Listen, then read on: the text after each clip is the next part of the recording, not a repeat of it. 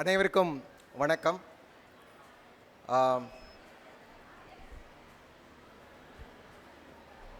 இங்கு குழுமியில் எல்லோருக்கும் ரொம்ப மகிழ்ச்சியான ஒரு வணக்கம். எப்படி சொல்கிறதுனா, இந்த ஸ்பீச்சுக்கு நான் எதுவும் ப்ரிப்பேர் பண்ண வேணாம், அப்படியே வர்றதை அப்படியே பேசலாம். ஏன்னா ஸ்கூலில் தான் நிறையா ப்ரிப்பேர் பண்ணி பேசுவோம். இங்கே ப்ரிப்பேர் பண்ணாமல் என்ன தோணுதோ அதை பேசலாம் அப்படின்னு நினப்பேன். ஆக்சுவலாக இங்கே ஸ்டூடெண்ட்ஸ் பண்ணதெல்லாம் பார்த்தா எப்படி சொல்கிறது, அப்படியே கூஸ் பம்ப்ஸ்ன்னு சொல்லுவாங்கள்ல, புல்லரிக்குதுன்னு சொல்லுவாங்கள்ல, அது மாதிரி தான் இருந்துச்சு. ஒன்று நமக்கு அப்படியே ஒரு ஸ்கூலுக்கு நம்ம ஒரு நாஸ்டாலஜியான்னு சொல்லுவோம்ல, ஸ்கூல் டைமில் எப்படி நம்ம பின்னாடி போனால் எப்படி ஒரு ஃபீலிங் வருமோ அந்த ஒரு ஃபீலிங் இருந்துச்சு. இங்கே இருக்கிற எல்லா பெற்றோர்களுக்கும் எல்லா பேரண்ட்ஸுக்கும் என்ன கேட்டிங்கன்னா அது மாதிரி ஆயிருக்கும். இந்த ஆனுவல் டே அப்படிங்கிறது வருஷத்தில் ஒரு தடவை நம்ம ஒரு ரெகக்னிஷனாக இருக்கட்டும், இல்லை நம்மளுடைய திறமைகளை மக்களுக்கு காட்டுறது, நம்மளுடைய பேரண்ட்ஸு ஃப்ரெண்ட்ஸுக்கு முன்னாடி காட்டுறதுக்கு ஒரு சிறந்த வாய்ப்பாக இருக்கும். அந்த வாய்ப்பில் இந்த மாதிரி சிறப்பு விருந்தினர்னு யாராவது ஒருத்தர் கூட்டி வச்சுருவாங்க. அவர் பேசுகிறாருன்னு பேச சொல்லிவிடுவாங்க. அப்படி பேசுறதுல நம்ம என்ன நினைப்போம், சரி ஓகே நம்ம ப்ரோக்ராமுக்கும் டின்னருக்கும் நடுவில் இவர் பேசிகிட்டு இருக்காரு, எவ்வளோ நேரம் பிளேடு போட போகிறாரோ அப்படின்னு நினச்சிட்டு இருப்பாங்க. ஸோ அந்த மாதிரிலாம் பண்ணாமல் உங்களுக்கு ஏதாவது யூஸ்ஃபுல்லாக இருக்கணுமா அப்படிங்கிற மாதிரி நான் யோசித்தேன். ஸோ அதில் நான் இன்றைக்கி நினச்சிட்டு இருந்த போது ஒரு விஷயம் ரொம்ப ஷார்ப்பாக தோணுச்சு. நம்ம நம்மளுக்கே அறியாமல் சில விஷயங்கள்லாம் நம்ம பிளட்டில் ஊறி இருக்கும்னு சொல்லிடுவாங்கல்ல, பிளட்டில் ஊறி இருக்கும். அது மாதிரி சில விஷயங்கள்லாம் வந்திருக்கு. இந்த நம்ம ஊர் அப்படிங்கிற ஒரு ஃபீலிங் அது எப்படி சொல்கிறதுனே தெரில. ஓகே நம்ம ஒரு ஊரில் இறங்கினாலும் சரி, ஊரில் இருக்க யார்கிட்டையோ பேசினாலும் சரி, என்னுடைய பழைய staff and headmaster mister Chandramohan sir எனக்கு மீட் பண்ணேன். அந்த ஸ்கூலுக்குள்ளே என்ட்ரு பண்ணுறதுனாலும் சரி, பேசுகிறதுனாலும் சரி, ஒரு வித்தியாசமான ஒரு உணர்ச்சி வரும் நமக்கு. அது ஏன் இந்த விதத்தில் நான் சொல்ல வேணும்னு நினைக்கிறேன்னா, இந்த சக்தி ஸ்கூலை இவ்வளோ நாளாக, இந்த 42 ஆண்டுகள் இவ்வளோ சக்ஸஸ்ஃபுல்லாக நடத்திக்கிட்டு இருக்கிற அவங்களுக்கு ஒரே ஒன்று தான் எனக்கு திருப்பி ஞாபகம் வருது. புண்ணியம் கோடி ஆங்கோர் ஏழைக்கு எழுத்தறிவித்தல். இங்கே ஏழைன்னு இல்லை, ஒரு குழந்தைகளுக்கும் இவ்வளோ வருஷமாக குவாலிட்டி மாறாமல், இப்போ நம்ம பார்த்தோம் நம்ம சுந்தர் சாரோட எனர்ஜி, அவரோட எக்ஸைட்மெண்ட், அவரோட அது மாதிரி அவர் மட்டும் இல்லை, நிர்மலா மேம், அப்புறம் ஒரு ஃபியூ இன்ட்ராக்ஷன்ஸ் தான் நான் பண்ணேன். அவங்களுடைய சக்தி குடும்பத்தார்கள், அவங்களுடைய மீனாட்சி மேம்லேருந்து அடுத்து ஒரு ஷார்ட் இன்டர்வலில் ஒரு board members, patron members, everybody is actually doing a phenomenal job. Big salute to that entire family and the entire group of board members for doing such an amazing job. ரொம்ப thanks. இந்த நம்ம ஊரில் இந்த மாதிரி ஒரு ஸ்கூலில் இவ்வளோ talents இருக்கிறத நம்ம பார்த்த போது பிரமிப்பாக இருந்தது. அண்ட் அதை எப்படி நம்ம ஊக்கப்படுத்தலாம், எப்படி அவங்களுக்கு சப்போர்ட் பண்ணலாம் அப்படிங்கிறது தான் எனக்கு மனசில் ஓடிட்டு இருந்துச்சு. நம்ம ஊரை பற்றி சொல்லணுன்னா, எனக்கு யோசித்து பார்த்த போது ஒரே ஒரு திருக்குறள். ஸ்டூடெண்ட்ஸ் அங்கே ஓகேவா, எல்லாம் ஓகேவா? கைஸ் ஹலோ டாப்பில் இருக்கவங்க, ஸ்நாக்ஸ் இன்னும் வரலையோ? ஸ்நாக்ஸுக்காக வெயிட்டிங்கா? நம்ம ஒரு 10 நிமிஷம் கேட்கலாமா? இது என்ன பேசுகிறோங்கிறது கேட்கலாமா? நீங்கள் பேசாமல் இருந்தீங்கன்னா நான் பேசலாம், நீங்கள் பேசுனீங்கன்னா நீங்கள் இங்கே பேசுனீங்கன்னா நல்லாயிருக்கும். ஓகேவா? ஓகே, மேலே இருக்கவங்க ஓகே, தம்ஸ் அப் காட்டுங்க. எல்லாரும் ரெடியாக ஒரு 10 நிமிஷம் கேட்குறதுக்கு. ஓகே, எவ்ரிபடி சேயிங் தம்ஸ் அப். ஸோ ஒரு 10 நிமிஷம் கேட்கலாம். ஓகே, நம்ம ஊரை பற்றி நினச்ச போது எனக்கு திருக்குறள், எண்ணி துணிக கருமம் துணிந்த பின் எண்ணுவம் என்பது எழுக்கு. ஓகே, அவங்க நம்ம ஊரை பற்றி ஒரு இது சொன்னாங்க. எவ்வளோ ஒரு சின்ன விதையிலேருந்து இன்றைக்கி எவ்வளோ பேர் வந்திருக்காங்க, எவ்வளோ பேர் வந்திருந்து அவங்க எந்தெந்த ஊருக்கெலாம் என்னென்ன ஹெல்ப்லாம் பண்ணுறாங்க அப்படிங்கிறது. இப்போ உலகம் வேறு விதத்தில் போயிட்டுருக்குங்க. இப்போ லாஸ்ட் ஒரு 100 வருஷத்தில் உலகத்தில் என்னென்ன மாற்றங்கள்லாம் நடந்துச்சோ அது அடுத்த ஒரு 10 வருஷத்தில் நடந்துரும்னு சொல்கிறாங்க. உங்களுக்கு தெரியும்னு நினைக்கிறேன், டெக்னாலஜி, ஆர்டிஃபிஷியல் இன்டெலிஜென்ஸ், அதெல்லாம் பற்றி நிறையா கேட்டுக்கிட்டே இருப்பீங்கன்னு நினைக்கிறேன். இந்த மாதிரி உலகமே மாறத்தில். இப்போ இண்டஸ்ட்ரியல் ரெவல்யூஷன் ஒன்று சொன்னாங்க இல்லை, அதாவது நம்ம கையால் வேலை செஞ்சுட்டு இருந்ததை மெஷின் வேலை செஞ்சிச்சு.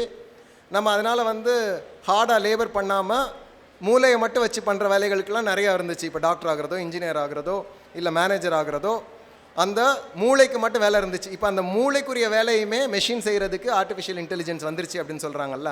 ஸோ அப்போ நம்ம என்ன புதுசாக பண்ணணும்? இப்போ நம்மளுடைய குழந்தைகள் அடுத்து வந்து 10 வருஷம் 15 வருஷம் படித்து முடித்து வர்றபோது என்ன விதமான ஸ்கில்ஸ் தேவை, என்ன விதமான விஷயங்களை அவங்க கற்றுக்கிடணும். இது வந்து ஸ்டூடெண்ட்ஸுக்கும் தான் சொல்கிறேன். ஓகே, இன்றைக்கி வந்து படிக்கிறது வந்து எவ்வளோக்கு எவ்வளோ முக்கியமோ அதை படிப்புக்கு தவிர இருக்கிற பல விஷயங்களும் நமக்கு முக்கியம்தான். என்னை பொறுத்த வரைக்கும் என்னோட இந்த ஜேர்னி, அதான் வந்து இங்கே வந்து ஒரு அச்சீவ்மெண்ட்டுன்னு நான் சொல்ல மாட்டேன். ஏன்னா வந்து எல்லாருக்குமே ஒரு ஜேர்னி தான் இருக்குது. இங்கே இருக்கிற இங்கே வந்த ஒரு மாணவ மாணவிகர்களும் இங்கே பெர்ஃபார்ம் பண்ண எல்லாருமே என்ன கேட்டிங்கன்னா சாதனையாளர்கள் தான். அவங்களோட ஜேர்னியை வந்து எப்படி வந்து நம்ம ஜேர்னியை ஸ்டாப் பண்ணாமல் கண்டினியூ பண்ணி போய்கிட்டே இருக்கணும் அப்படிங்கிறது வந்து ரொம்ப முக்கியம். ஜேர்னியில் நிறையா ப்ராப்ளம்ஸ் வரும், நிறையா தோல்விகள் வரும், நிறையா அடிபடுவோம், நிறையா எம்பராஸ்மெண்ட் வரலாம், நிறைய பேர் நம்மளை கிண்டல் பண்ணலாம், கேலி பண்ணலாம். எல்லாமே வரத்தில் எப்படி இந்த தடங்களை தாண்டி ஜேர்னியை ப்ராக்ரஸ் பண்ணிக்கிட்டே இருக்கிறது அப்படிங்கிறது தான் என்னோட பாயிண்ட்லேருந்து நான் சொல்லுவேன். நான் வந்து இங்கே ஊரில் நார்மலாக பிறந்த பையன்தான். பேரண்ட்ஸ் டீச்சர்ஸ் தான் பேர். பட் ஆனால் என்ன கேட்டிங்கன்னா இந்த ஊர் தான் என்னை நிறையா வளர்த்தது எங்கள் அம்மா அப்பா வளர்த்ததை விட அப்படின்னு தான் சொல்லுவேன். ஏன்னா வந்து ஃபஸ்ட்டு ஸ்டாண்டர்டில் இருந்து ஸ்கூலில் வந்து அவ்வளோ சப்போர்ட், ரைட்? என்ன ஒரு பார்ட்டிசிபேஷனாக இருக்கட்டும், ஸ்டாஃபாக இருக்கட்டும், ஸ்டூடெண்ட்ஸாக இருக்கட்டும். So I think from Lions clubs to rotary club to எத்தனையோ கிளப், ஜேசிஸ் கிளப் எக்ஸெட்ரா. அதாவது வந்து நம்ம உள்ளே இருக்கிற திறமையை வெளிக்கொண்டு வரதுக்கு அவங்க நிறைய ஹெல்ப் பண்ணிக்கிட்டே இருந்தாங்க. ஸோ நான் எதுக்கு இதை சொல்ல வர்றேன்னா, ஆப்பர்ச்சுனிட்டி இது சண்முகவேல்மணியோ இல்லை முத்து அண்ணாச்சியோ இல்லை அன்புக்குமாரோ இல்லை நம்ம சார் சீஃப் கெஸ்ட் வந்தவங்க அப்படிங்கிறது கிடையாது. நான் உங்களில் ஒருவன், நீங்கள் வந்து இந்த மாதிரி ஆகலாம். அதுக்கு ஒன்று தேவை என்னன்னு கேட்டிங்கன்னா, அதுக்கு வந்து ஒரு இன்டென்ஷன் வேணும். சரி, ஓகே, செய்கிறதுக்கு ஒரு இன்டென்ஷன் வேணும். அதுக்கடுத்து செய்கிறதுக்கு என்ன வேணும்? முயற்சி வேணும். தெய்வத்தான் ஆகாது எனினும் முயற்சி தான் மெய்வருத்த கூலி தரும் சொல்கிற மாதிரி அந்த முயற்சி செய்யணும். அதுக்கடுத்து வந்து இந்த ஜேர்னியை வந்து டெஸ்டினேஷனுக்காக மட்டும் பார்க்காம ஜேர்னியை என்ஜாய் பண்ணிக்கிட்டே இருக்கணும். நீங்கள் ஒரு இடத்துக்கு போகணுன்னு நினைக்கிறீங்கன்னா டெஸ்டினேஷன் இருக்கும், ஜேர்னி இருக்கும், ரெண்டையுமே என்ஜாய் பண்ணிங்கன்னா அதுக்கு பெட்டராக இருக்கும். ஸோ இப்போது என்னடா ஏதாவது ஆலோசனை சொல்லு அப்படின்னு நிர்மலா மேம் வந்து சொன்னாங்க. ஸ்டூடெண்ட்ஸ்க்கு ஒரு நல்ல ஆலோசனை சொல்லுங்கள் அப்படின்லாம் சொன்னாங்க. என்ன கேட்டிங்கன்னா, இந்த வளர்ந்துக்கிட்டு இருக்க இந்த நெக்ஸ்ட்டு 10 வருஷத்தில் உலகம் மாறப்போகுதுன்னு நம்ம சொல்கிறோம், பெரிய லெவலில் மாறப்போகுதுன்னு சொல்கிறோம். அப்போ வந்து எந்த விதமான ஸ்கில்ஸ் வந்து ஸ்டூடெண்ட்ஸுக்கு இம்பார்ட்டண்ட், எந்த விதமான ஸ்கில்ஸை வந்து ஸ்டூடெண்ட்ஸ் கிட்ட சப்போர்ட் பண்ணணும் as parents, as teachers etcetera அப்படிங்கிறது வந்து நான் ஒரு 6C சின்னா என்ன தெரியும்ல, லெட்டர் சி, ஆல்ஃபபெட் சி, அந்த சியில் வந்து சொல்கிறேன். அது வந்து ஒருத்தவங்களும் எப்படி நீங்கள் அதை ஏற்றுக்கிட்டு அதை எப்படி நடைமுறைப்படுத்த போகிறீங்கிறது உங்களோட விட்டுருவேன். நான் வந்து இதில் வந்து அட்வைஸ் சொல்கிறதுக்கு நான் ஒன்றும் பெரியவனும் இல்லை. நீங்கள் அட்வைஸ் தான் நீங்கள் கேட்டால் தான் அதுக்கு முன்னேறணும் இல்லை. பட் இது என்னோட பாயிண்ட் ஆஃப் வியூ. அதாவது வந்து இந்த லாஸ்ட் ஒரு 20 years of seeing what is happening outside Virudhunagar, நம்ம வேறு சிட்டிலலாம் என்னென்ன நடக்குது, உலகம் எப்படி மாறிட்டு இருக்குது அப்படிங்கிறது. இந்த 6Cயில் வந்து 2C ஃபவுண்டேஷன் சொல்லுவேன். கேட்குதா பின்னாடி இருக்கவங்களுக்கு? ஹலோ, கேட்குது? Thums up guys on floor. Okay, super. Okay, so 2 foundation C, 4 pillar C. Okay, 2 foundation C, 4 pillar C. Okay, first foundation C, character. Okay, character என்ன தெரியுமா? இவன் கேரக்டரே அப்படி தான்ப்பா அப்படின்னு சொல்லுவாங்களா, அது மாதிரி. அந்த கேரக்டர் என்னென்னா, நம்ம உலகம் வந்து என்னென்னலாம் நடந்துகிட்டு இருந்தாலும் நம்மளோட கேரக்டர் கரெக்டாக இருந்ததுன்னு வச்சுக்கோங்களேன், என்ன தான் மேலே இறங்கினாலும், மேலே போனாலும், கீழே இறங்கினாலும் நம்மளை வந்துக்கிட்டே இருக்கலாம். ஒரு சிம்பிள் கேரக்டர் எப்படின்னா, அடுத்தவங்களுக்கு ரெஸ்பெக்ட் கொடுக்குறது, எம்பத்தின்னு சொல்லுவாங்க, அதாவது புரிந்து உணர்தல். அதாவது வந்து உங்களுடைய சிம்பிள்லே போட்டிருக்க love is one of the important கேரக்டர்ஸ்னு சொல்கிறாங்களா, அந்த கேரக்டர் எதையும் வந்து செய்யத்திலே வந்து ஒரு பிடித்து செய்கிறது, ஒரு 100% எஃபர்ட்டோடு செய்கிறது, இதெல்லாம் வந்து ஒரு கேரக்டர்னு சொல்லுவாங்க.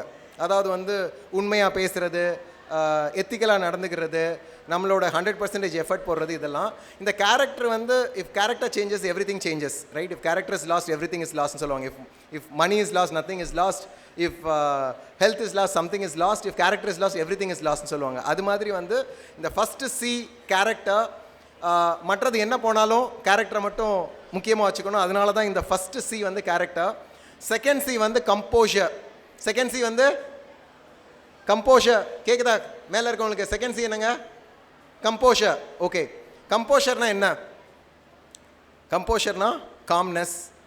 அதாவது வந்து உலகம் வந்து எப்படி மாறப்போகுதுன்னு நமக்கெல்லாம் சேஞ்ச் தான் நடந்துக்கிட்டே இருக்கும். ஓகே, இன்றைக்கி இப்படி நடக்கும், நாளைக்கு அப்படி நடக்கும், நாளைக்கு யார் ஆட்சிக்கு வருவாங்கன்னு தெரியாது, நாளைக்கு இந்தியா கேமில் விளையாடுமான்னு தெரியாது, நாளைக்கு வேலை இருக்குமா இருக்காதானே தெரியாது. அந்த மாதிரி தான் உலகம் மாறிக்கிட்டு இருக்கு. ஓகே, வியாபாரம் இருக்குமா இருக்காதான்னு தெரியாது. இந்த மாதிரி நிறையா விஷயங்கள் மாறிக்கிட்டே இருக்கிறதுல, சேஞ்ச் மாறிக்கிட்டு இருக்கிறதுல, சேஞ்ச் இஸ் அன்அவாய்டபிள்.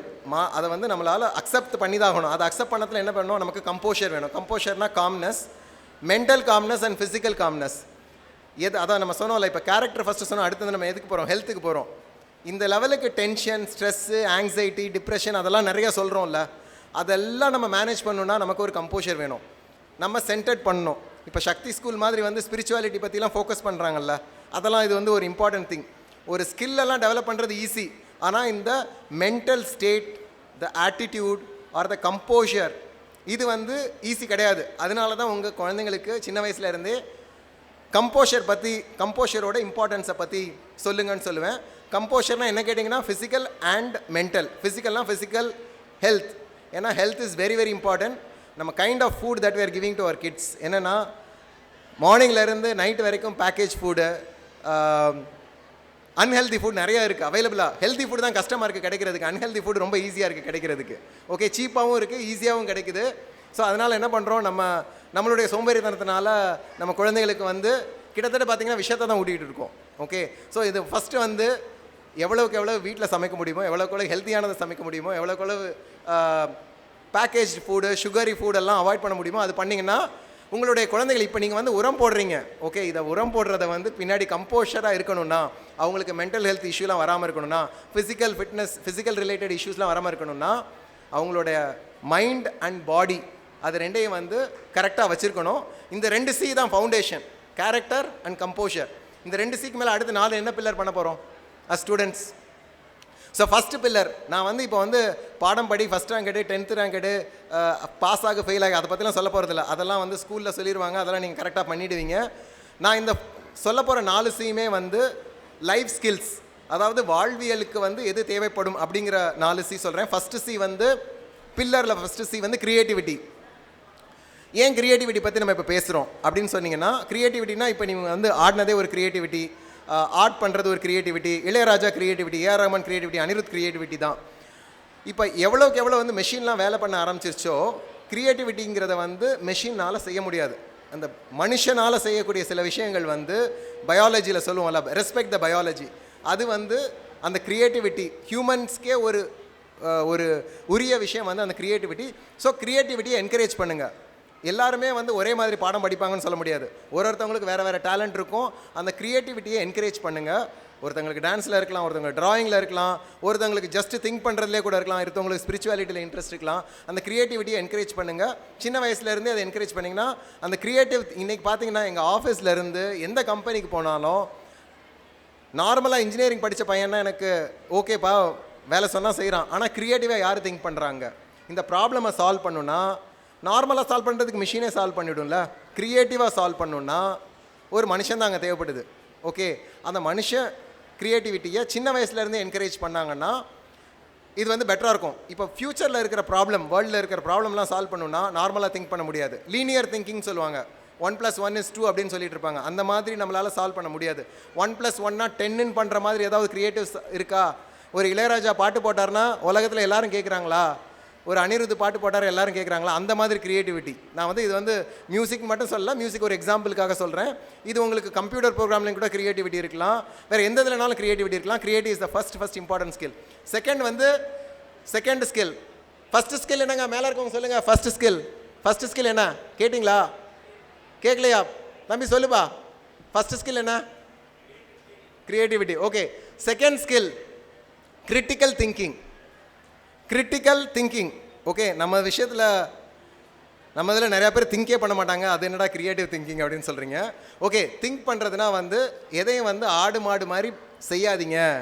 ஓகே, யாரோ ஒருத்தர் செஞ்சார்னா அதையும் நானும் செய்கிறேன், யாரோ ஒருத்தர் அது பண்ணார்னா நானும் அதை பண்ணுறேன் அப்படின்னு செய்யாமல் ஃபஸ்ட்டு திங்க் பண்ணுங்கள், அதை கிரிட்டிக்கலாக திங்க் பண்ணுங்கள். ஓகே, எல்லோரும் இது நல்லா இருக்குன்னு சொன்னால் நானும் நல்லா இருக்குன்னு சொல்லாதீங்க. ஏன் அது நல்லா இருக்குது, அதில் என்ன நல்லா இருக்குது, இந்த ப்ராப்ளமை சால்வ் பண்ணணுன்னா நான் எப்படி கிரிட்டிக்கலாக திங்க் பண்ணுவேன். Critical thinking is going beyond ஆட்டுமந்த மாதிரி இல்லாமல் நெக்ஸ்ட் லெவலில் திங்க் பண்ணுறது. ஏன்னா வந்து திங்க் பண்ணவங்க தான் இந்த உலகத்தை ஆண்டிருக்காங்க. ஓகே, திங்க் பண்ணவங்க தான் பெரிய பெரிய ப்ராப்ளம்ஸை சால்வ் பண்ணியிருக்காங்க. கம்ப்யூட்டர் கண்டுபிடிச்சதுலேருந்து வைரஸ்க்கு இது கண்டுபிடிச்சதுலேருந்து எல்லாருமே கிரிட்டிக்கலாக திங்க் பண்ணியிருக்காங்க. நார்மல் திங்கிங் இல்லை, இது கிரிட்டிக்கல் திங்கிங். கிரிட்டிக்கல் திங்கிங்னா சீக்கிங் த ட்ரூத், எது உண்மை. ஓகே, அது ஆழமாகவும் போகணும், அகலமாகவும் போகணும், ரெண்டுமே வேணும். எப்போ அகலமாக போகணும், எப்போ ஆழமாக போகணும், ரெண்டுமே தெரிஞ்சிருக்கணும். இது வந்து கிரிட்டிக்கல் திங்கிங். மூணாவது வந்து நான் என்ன சொல்லுவேன்னா, இது கொலாபரேஷன் சொல்லுவேன். இப்போ வந்து நம்ம ஸ்டூடெண்ட்ஸ் கிட்ட டீம் ஒர்க், அதாவது வந்து எப்படி வந்து நம்ம ஊரில் எல்லோரும் சேர்ந்து செய்வோன்னு கடைசியில் சொல்லி முடித்தாங்க தெரியுமா? அந்த மாதிரி வந்து உலகத்தில் ஃப்யூச்சரில் நடக்க போகிற ப்ராப்ளம்ஸை வந்து தனித்தனி ஆளால் நிறையா டைமில் செய்ய முடியாது. ஓகே, செஞ்சு முடிக்கணும்னா, சரியாக செய்யணும்னா கொலாபரேஷனுங்கிறது முக்கியம். அதாவது வந்து தனித்தனியாக ஒரு கை ஓசை தராது, 2 கை தான் ஓசை தரும்னு சொல்லுவாங்களா, அது மாதிரி வந்து கொலாபரேஷன் ஸ்கில்ஸை வந்து சொல்லிக் கொடுக்குறது வந்து ரொம்ப ரொம்ப முக்கியம். இப்போ ஏன் இது வந்து ரொம்ப முக்கியம், முந்தி காலத்தில் பார்த்திங்கன்னா எல்லோரும் கூட்டு குடும்பமாக இருந்திருப்போம், ஒரு 10 குழந்தைங்க சேர்ந்து விளையாண்டுட்டு இருந்திருப்பாங்க, எப்படி கொலாபரேட் பண்ணுறதுங்கிறது இருக்கும். இப்போ பார்த்திங்கன்னா எல்லார் வீட்லேயும் ஒரு குழந்தை 2 குழந்தை இருக்காங்க, பேரண்ட்ஸ் வேலைக்கு போகிறாங்க வர்றாங்க. கிட்ஸுக்கு வந்து மோஸ்ட் ஆஃப் த டைம் இண்டிவிஜுவலாக இருக்கிறனால எப்படி கொலாபரேட் பண்ணுறது, ஸ்கூல்லையும் சரி வீட்லேயும் சரி எப்படி கொலாபரேட் பண்ணுறது. ஒரு விஷயத்தை வந்து நம்ம நோன்னு சொன்னோன்னு வச்சுக்கோங்களேன், கிட்ஸுக்கு அது அவங்களால எடுத்துக்க முடியல. ஓகே, 2 பேருக்கும் கான்ஃப்ளிக்ட் இருந்ததுன்னு வச்சுக்கோங்க, 2 பேருக்கு கான்ஃப்ளிக்ட் இருந்ததுன்னா அந்த கான்ஃப்ளிக்ட் எப்படி ரிசால்வ் பண்ணுறது, எப்படி கொலாபரேட் பண்ணுறது, எப்படி கிவ் அண்ட் டேக், எப்படி வந்து ரிசால்வ் இஷ்யூஸ் எக்ஸெட்ரா, இதெல்லாம் வந்து கொலாபரேஷனில் ரொம்ப ரொம்ப இம்பார்ட்டண்ட்.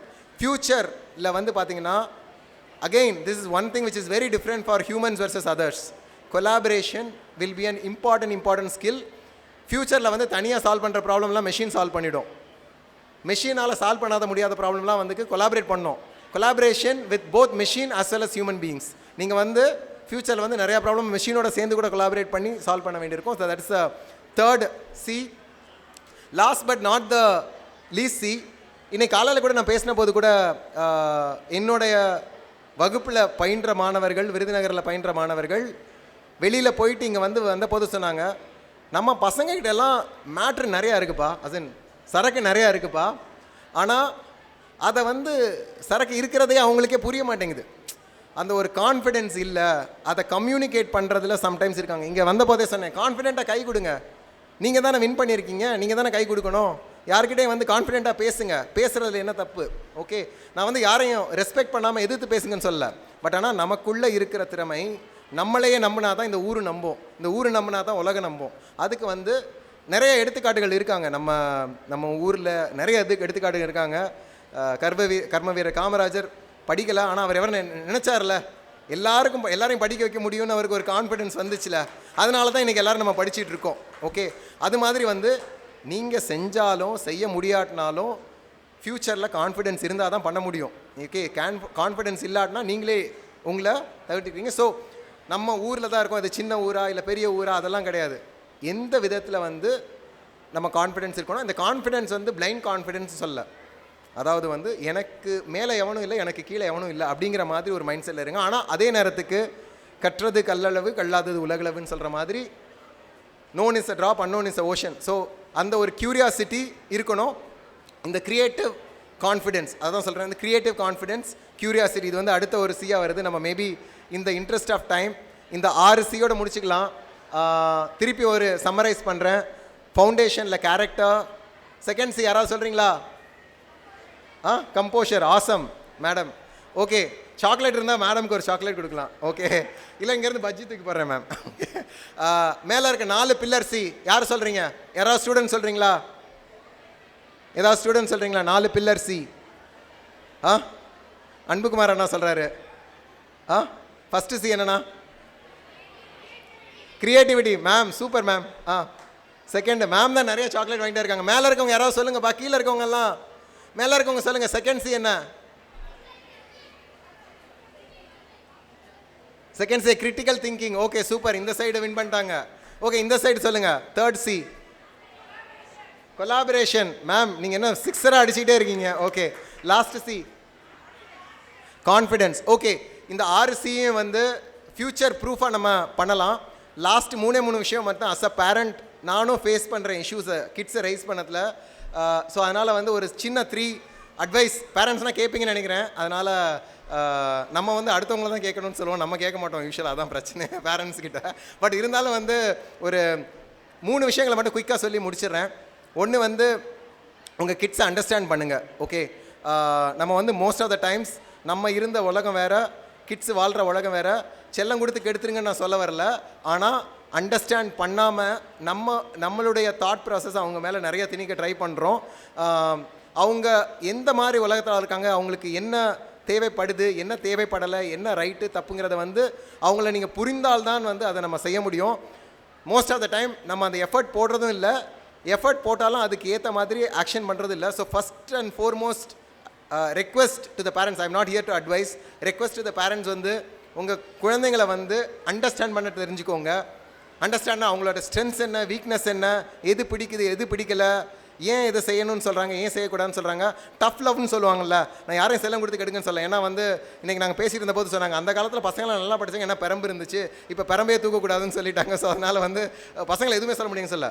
நான் வந்து there are other ways of disciplining the kid. Discipline is very very important, tough love is very very important.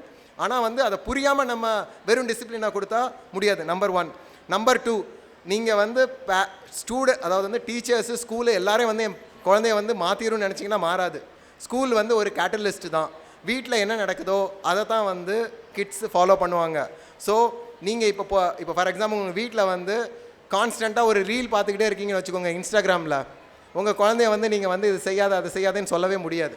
Okay, நீங்கள் வந்து ஏதோ ஒரு கான்வர்சேஷனில் போய் சொல்கிறீங்கன்னு வச்சுக்கோங்க, உங்கள் குழந்தை அடுத்து போய் தான் சொல்லும். ஓகே, நீங்கள் வந்து ஞாயிற்றுக்கிழமை வந்து லேட்டாக எந்திரிக்கிறீங்கன்னா உங்கள் குழந்தைய லேட்டாக தான் எந்திரிக்கும். Okay, so be a role model. நான் வந்து உங்களை வந்து பெர்ஃபெக்டாக இருக்கணும்னு சொல்ல, all of us have our own imperfections, நம்மளும் தப்பு செய்ய தான் செய்வோம்.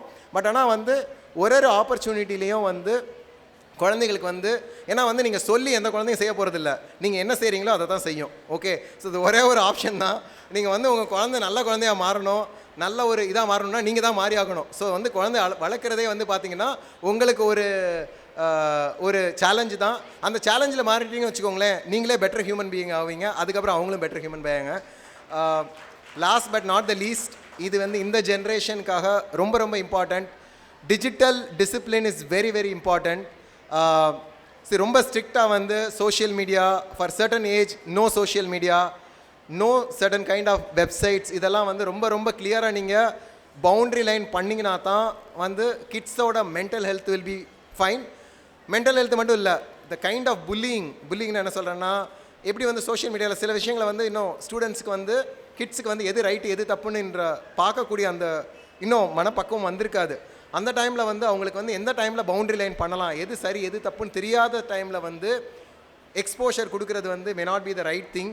அது வந்து நம்ம வந்து நமக்கு வேலை ஈஸியாக இருக்கே, நான் உட்காந்து டிவி இல்லை சீரியல் பார்க்குறேன், அந்த டைமில் ஃபோனை கொடுத்துறேன் குழந்தைகிட்ட, இல்லை கேம் விளையாடட்டும், இல்லை டிவியில் ஏதோ பார்க்கட்டும் அப்படின்னு நம்மளுடைய லேசினஸ் காரணமாக தான் most of the time kids வந்து இது பண்ணுறாங்கன்னு என்ன கேட்டிங்கன்னா, அதுக்காக வந்து கேம்ஸே வேண்டாம், வீடியோவே வேண்டாம், சோஷியல் மீடியா வேண்டாம்னு சொல்லலை.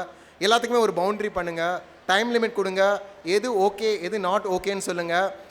மல்டிபிள் ரிசர்ச் பண்ணதுலேருந்து உலகத்தில் number 1 threat for our kids is digital. அந்த டிஜிட்டல்னால் நான் என்ன சொல்கிறேன்னா, essentially how social media, video content, games are coming in. அதை வந்து எப்படி சொல்கிறது, ஒரு கொஞ்சமாக ஸ்வீட் மாதிரி எடுத்தோன்னா ஓகே, அதையே சாப்பாடு மாதிரி சாப்பிட்டோன்னு வச்சுக்கோங்களேன், சுகர் தான் வரும். ஸோ அதனால் வந்து பவுண்ட்ரி பண்ணுங்கள், நீங்களும் வந்து என்ஜாய் பண்ணுங்கள், என்ஜாய் பண்ண வேணாம்னு சொல்லலை, என்ஜாமி மாதிரி எல்லாருமே வந்து வாழ்க்கையை வந்து அனுபவித்து என்ஜாய் பண்ணுறதுக்கு தான் இருக்கும். ஸோ ஒரு நல்ல ஒரு annual day, brilliant school, brilliant teachers, brilliant students. நான் வந்து ஒரு ஃபார்மலாக யாரையும் வந்து தேங்க்லாம் பண்ணலை, பட் இங்கே வந்தவங்க எல்லாருக்கும் ரொம்ப ரொம்ப தேங்க்ஸ். வந்து இந்த விழா அமைத்தவங்களுக்கு எல்லாருக்கும் ரொம்ப தேங்க்ஸ். அண்ட் நம்ம ஊருக்காக எதாவது பண்ணணும்னு நாங்கள் நினைக்கிறோம். அந்த விதத்தில் வந்து ஸ்கூலுக்கோ இல்லை ஸ்டூடெண்ட்ஸுக்கோ எனி டைப் ஆஃப் ஹெல்ப் பண்ணணுன்னா வி ஆர் ரெடி. அண்ட் இது நான் ஒருத்தர் மட்டும் இல்லை, ஒரு குரூப்பாக சேர்ந்து பண்ணுறோம். இங்கே வந்து சம்டைம்ஸ் எனக்கு பொறாமையாக இருக்கும், நம்ம என்ன நாங்கள் உட்காந்து கம்ப்யூட்டர் உட்காந்து தட்டிகிட்டு இருக்கோம், இங்கே பண்ணுறவங்க வேலையெல்லாம் பார்த்தீங்கன்னா நாளைக்கு பண்ண போகிறவங்களுக்குடைய ஃப்யூச்சரையே டிசைட் பண்ணுறாங்க. அந்த விதத்தில் big respect to all of you sir, big respect to all of you ma'ams and sirs, and thank you so much for this opportunity. Thank you.